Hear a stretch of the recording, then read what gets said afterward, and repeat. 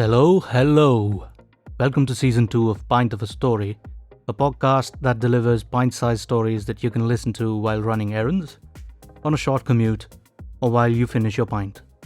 We do encourage you to share and subscribe to the podcast if you like. If you don't, we hope you find what you're looking for somewhere, and even if that doesn't work, we encourage you to create it yourself. Wish the very best for you, and I hope you have a worthwhile time here. Do spread the word.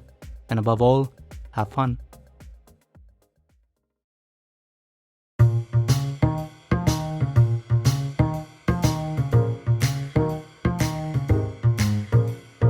Tales of grandeur, immoral and pure, greed and secrets, passion and glory. The pulse is rising, the plot's surprising, you captivated, that's the point of the story.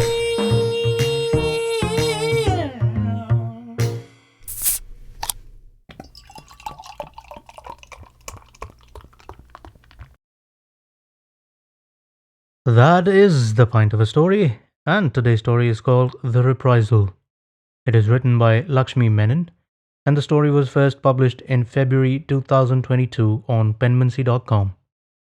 Penmancy.com is a website that we deeply care about as they share the same passion as us, which is to provide indie stories a platform to reach as many people as possible. To read this story and many more, visit Penmancy.com. Your feedback or comments help us get better, and I hope you can leave us some. Hope you like this one. Here goes.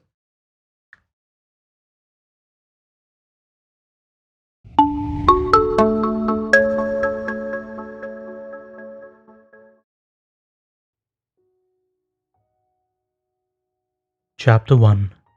Mumbai Mania. 2 days ago.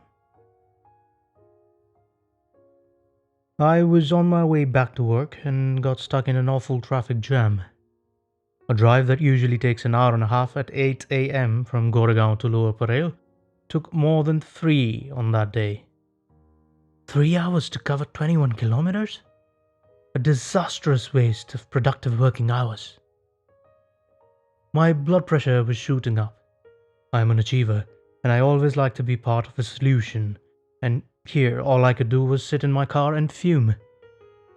I, Sebastian Matthew, had vowed never to return to India when I left 20 years ago. But the offer, Asia Head, investment banking, was too good to refuse. India was the center of all action, and an experienced hand was needed here. 1 year. That's all it will take to have a reliable team and streamline the processes. With that thought, I consented to return to Mumbai, the financial capital of this god-forsaken country, where chaos is a part of everyday life. Someone said, a Mumbaikar has anger and frustration in his veins instead of blood, and Mumbai would ensure a steady supply of both. I understood the true meaning of that statement on that day, 1 month after I had landed in Mumbai. I had a vital deal to close, my first in this country. Instead of sitting in my office, I was seated in a car competing with a snail. Was I angry? I was exasperated. Maybe I should just get off the car and walk to work. I did what most Mumbaikars do in such situations. I got on a conference call with my team members, barking instructions over the phone to ensure my work continued undisrupted in my absence. When we approached the Santa Cruz flyover, my driver said, "Sir, it looks like a bad accident. I can see the police from here." I got off the car and headed straight to the accident site. I was shocked to see 2 badly mangled vehicles on the extreme left. The police had cordoned off a large area. Only 1 car could pass through the otherwise 3-lane flyover. Efforts were being taken to clear the road. I turned towards my car. It was in this chaos that I saw her, standing a few feet from the accident site, lost in her thoughts. She looked ethereal. I felt a strange flutter in my heart when she brushed unruly strands off her face. I don't know what got over me that day, and I did the unthinkable for someone who usually minds his own business. I approached her. "Hello, do you need any help?" She looked at me with a strange smile on her face. "Well, I was on my way to Bandra," she began. I cut her off. "I'm on my way to Lower Parel. Can I drop you? You wouldn't get a taxi here. It'll take hours for the traffic to regularize. My car is right here." "Thank you for inviting me," she said in her sing-song voice. We walked to the car, and she got in after me. I noticed she was sans makeup and her skin glowed like she had powdered herself with gold dust. There was something familiar about her. I tried hard to recollect, but I failed. "Hi, I'm Sebastian Matthew. I am a banker," I said, trying to make conversation. "Hi, I'm Vinita." "Another accident. Traveling on roads in the city is crazy," I said. "Some things are beyond us," she replied. She wasn't interested in continuing the conversation, so I stuck to my phone. "That's it. I will get off here," Vinita said a few minutes later. The journey was quick because the snag in the traffic was lifted. I was disheartened. I noticed my driver giving me odd looks. He didn't acknowledge Vinita's request by slowing down, so I instructed him to steer the car to the extreme left and stop right after the next signal. She alighted, and I watched her disappear into the sea of humanity. My driver kept staring at me through the rearview mirror, waiting for further instructions. "What are you waiting for? I need to get to work," I said, visibly irritated with his behavior. "Does he need instructions for everything? Stop, go. Absurd." I reached my workplace, and the rest of the day flew by quickly. The all-important deal was concluded without any hiccups. Days of late nights had borne fruit. On my way home, I couldn't help but think of Anita. When we crossed the Santa Cruz flyover, I thought I saw her in the same place. But a moment later, she was gone. My brain has become fuzzy. Why would Vinita be here at this time? Instinctively, I looked to my left and jumped out of my seat when I saw her next to me. "Sir, are you okay?" my driver asked. She... I said, pointing to my left. There was no one there. So now I can see her everywhere. "It's nothing. Just focus on the road," I said. It was past 1 a.m., and I couldn't get a wink of sleep. Whenever I closed my eyes, I fantasized about Vinita. She had taken over my senses. I took a glass of whiskey and walked to my balcony overlooking the RA colony. The vast expanse of the RA forest was shrouded in mist. A lone cloud sailed along, revealing the shy moon. A sudden burst of incandescence added a silvery tinge to the forest land. I never knew that RA looked so alluring and mysterious at night. The RA I knew was a forest land frequented by lovers for solitude and wildlife enthusiasts for its biodiversity. A soft breeze caressed me, and I heard a faint whisper. "Sebastian." I faltered, causing the glass to slip from my hand and crash on the floor. The balcony lights flickered, and I heard it again. This time, it was loud and clear. "Sebastian, come to me." Beads of perspiration slid down my face and landed on the floor, sounding as loud as gongs. The voice? No, it can't be. It's over 20 years. Shivering, I looked out for the source, only to be greeted by the howling of canines. I rushed inside, shut the sliding door, and locked it securely.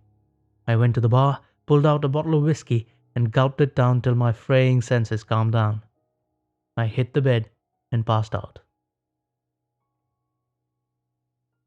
Chapter 2. Echoes of the Past. I woke up with a splitting headache. My work was my panacea, so I headed to work. On the way, I accepted the friend request of Raghav, my batchmate and close friend, during my days at IIZ Mumbai. I left my friends and my past behind after moving to Singapore. Had it not been for Facebook, Raghav could have never connected with me, but he did, and that too 3 months back. I ignored him because I wasn't keen to reconnect with him. After arriving in Mumbai, I learned that Raghav was the head of a construction conglomerate. Networking always helped an investment banker, and I needed friends at the right places if I had to leave this country in 1 year. So I changed my mind. Raghav obviously was thrilled. He pinged me on Messenger immediately after that, and we decided to meet for dinner in Powai later in the evening. I reminisced my days at IIZ. John, Raghu, Raghav, Smriti, Binu, and I were a notorious lot of the 99-2002 batch, adventurous and brilliant. We had a great time jumping the campus gates for all the adventures. Binu and Raghav were the least daring and used to chicken out when we had atrocious ideas. Our professors had nothing to complain about because we were good at our studies. We never got caught in any of our misadventures. The 4 years were fun-filled, except for that one incident in the 4th year, when 2 freshers were found hanging in their rooms. The whole campus had become forlorn because of the suicides. Campus life was never the same after that. I was on my way to Powai. At 6 p.m, the traffic was as bad as ever, this time because of the work in progress on the metro line. It was frustrating. I closed my eyes and took a deep breath to calm myself. A smiling Binu appeared before me, the face that I had once idolized, looking grotesque. Her eyes bulged out and she gasped for breath. I jerked my eyes open. Some memories are better buried and obliterated. When I reached the rendezvous point, Raghav was already there. I had mixed emotions about meeting him, but he hugged me with longing. We chose a quiet table in the farthest corner of the restaurant. We had a lot to speak. We had to fill in for 20 years. I kept it crisp and short. I did my MBA from Singapore and joined a bank in Hong Kong. I am now posted in Mumbai as Asia head. I was married, now divorced. And you? Did you marry Smriti? I asked. It's a long story, Sebastian. I wish I could sum up my life in a few words like you did. Professionally, I'm doing well. I am heading a construction conglomerate. I wish I could say the same about my personal life, though. Things are pretty complicated, he replied. He probably doesn't want to share with me. We were best friends once, but a lot of time has passed. How are the others? John, Raghu, Smriti, and Binu? I thought you didn't want anything to do with us after you left for Singapore. You never attempted to stay in touch. Do you care enough to ask? Oh, come on. It's better late than never, I replied. Things were never the same after that day. Remember that afternoon after the convocation? We had a blast celebrating our success at Powai Lake. You left early because you had to take the late night flight, remember? Of course I do. How can I forget? Smriti and Binu also left after you. They had some shopping to do. John, Raghu and I stayed back for an hour and headed back to our rooms. We saw Binu rushing out of the gates and boarding an auto on our way back. We called out to her, but she didn't see or hear us. Obviously, she was upset about something. That was the last we saw of her. She never came back. What? What do you mean by she never came back? Binu went missing that evening. Smriti came to us the following day stating Binu hadn't returned that night. This was not like her. We all knew she was a stickler for rules. I waited till evening, and when she didn't return, I filed a police complaint. We all knew Binu was an orphan. She had no one but us. She was an IIZ because of her brilliance and scholarship. The police visited the campus, and the preliminary sleuthing revealed nothing suspicious. A message was written on Binu's whiteboard. I am the beast in us. Nobody knew what that meant. The police traced the auto and found it crushed beyond repair in the RA forests. It was an accident. The driver's body was found, but Binu's was not. Binu became one of the many missing police cases which went cold. What? This is spooky, I said, massaging my temple. There is more to come, Raghav continued. The next few days were awful. I was running to the police station every now and then because I had filed a complaint. John and Raghu left after a couple of days as originally planned. 15 days later, Smriti slipped and fell from the 4th floor of her apartment and rolled down the stairs, hurting her head in the process. She developed a blood clot in her brain and went into a coma. She died a few days later. I never married. I couldn't get over her. What the hell? That's tragic, I said, feeling sorry for Raghav. Smriti's dead? She fell off the stairs. My heart was beating fast. My palms had become sweaty, and I was palpitating. I called for another round of whiskey. I needed something to calm my frayed nerves. Would there be more bad news? What about John and Raghu? John returned to his home in Goa and Raghu to Delhi. We stayed in touch. They called every day because they were concerned for Binu. But after Smriti's death, something changed in them. They did not attend her funeral. They said Mumbai was never the same without friends. They didn't call me after that. I knew they were disturbed, and so was I. We spoke again on the first death anniversary of Smriti. It took us a whole year to get back to normalcy. After that, we stayed in touch. I'm still in touch with them and their families. All along, we were concerned about you, but you never connected with any of us. I am sorry, was all I could say. I ordered another whiskey for myself. How I wish things were different. Chapter 3. Secrets Unveiled. We ordered food and ate in silence. I'm glad we met, Raghav said. It took me years to get in touch with you on Facebook, but you didn't respond. I had lost hope. Oh, don't mind that. I'm not a Facebook person. I accepted your request as soon as I figured out. I lied. You missed the reunion of our batch. It was held last week. You could have met the whole class. John and Raghu were also there. They returned the day before. Oh, shucks, my bad luck, I managed to say. Just then, Raghav received a call. I have to take this. It's from John's wife. I gulped my whiskey, recollecting that day 20 years ago. Secrets that were buried deep in my heart resurfaced. None of them knew about Binu and me. We'd been lovers since the 2nd year. We had managed to keep it a secret for 3 years by keeping a distance around people. We could never keep our hands off each other when we were alone in my room or in the wilderness of the RA forest. I noticed Raghav turning as pale as a ghost. No, they're not here with me, he managed to stutter before disconnecting the call. Sebastian, John and Raghu met with an accident yesterday morning on their way to the airport. My jaw touched the table and my head reeled with this information. The accident yesterday morning? The same accident that caused the traffic jam? I took a deep breath and calmed myself. How is that possible? You just told me they left Mumbai the day before. According to John's wife, the police called some time back.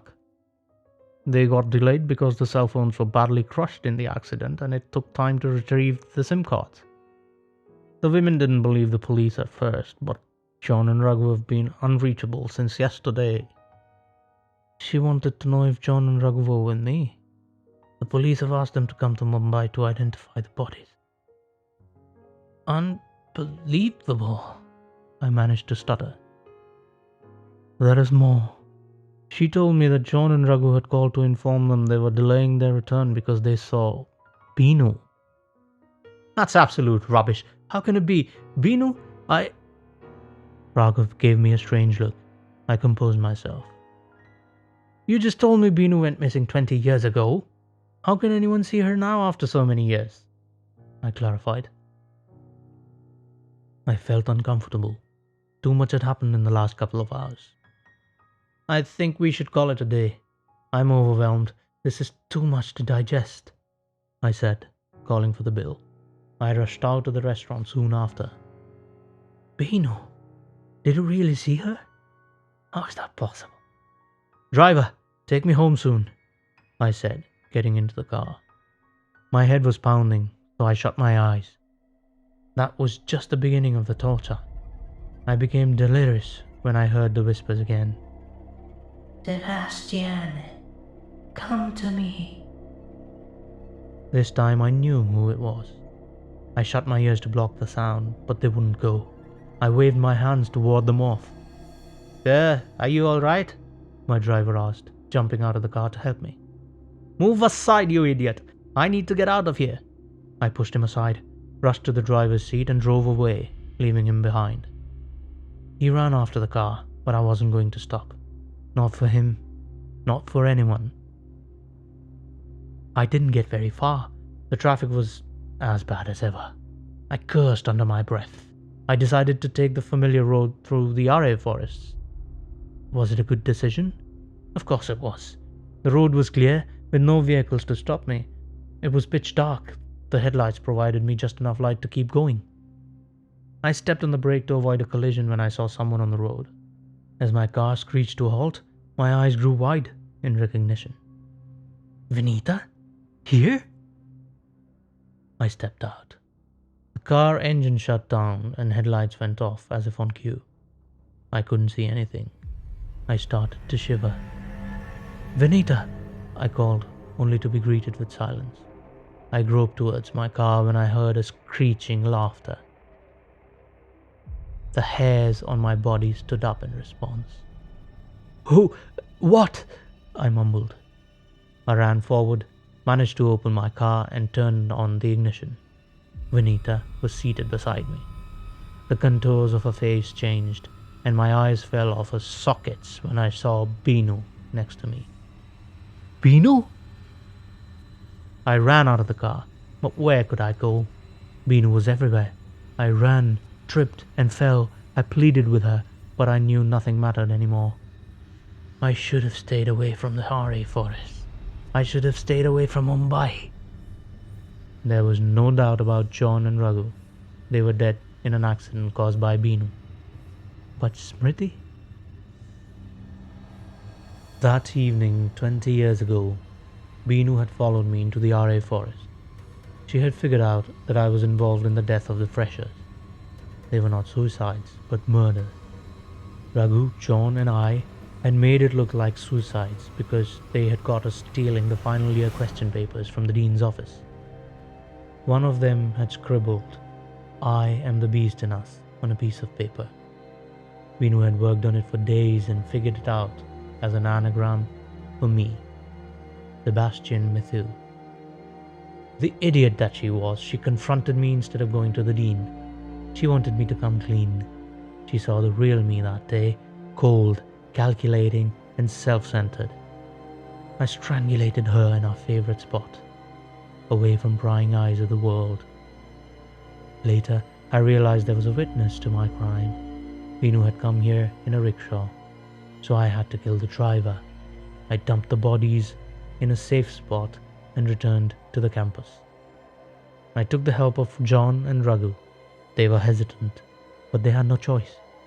They knew if I could kill 4, I could kill more. We buried Binu deep in the RA wilderness. The process was time-consuming, and I had a flight to catch. So we staged an accident. The auto was crushed beyond repair, and so was the driver's body. I left for Singapore without a glitch. Finally, after 20 years, I get my revenge. Do you know how it feels to stay when you're meant to go? Why Smriti? I asked. I confided in her about you before I left, but she kept quiet. She let me rot here. You, Smriti, John and Raghu, were my friends, my only family. I loved you all. I had to change my appearance to get all of you amorous fools. You called me into your lives willingly. I needed that to get free. Now you will do as I say. Drive, and drive fast. I refused to comply. She possessed me. I felt excruciating pain in my head when she commanded my every action. I pulled my hair out, screaming all the while. I banged my head on the steering wheel and scratched myself till blood oozed. When I was half dead with excruciating pain, I started the car and rammed it into a tree at full speed. I could feel the blood draining from my body and life slipping away minute by minute. I knew I was going to cause another traffic jam the next day.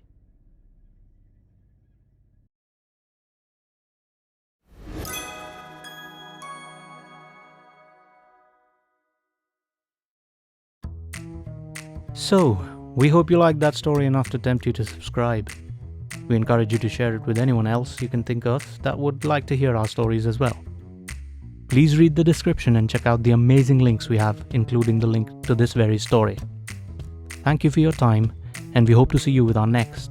In the meantime, remember, if you can't find what you're looking for, create it. Take care.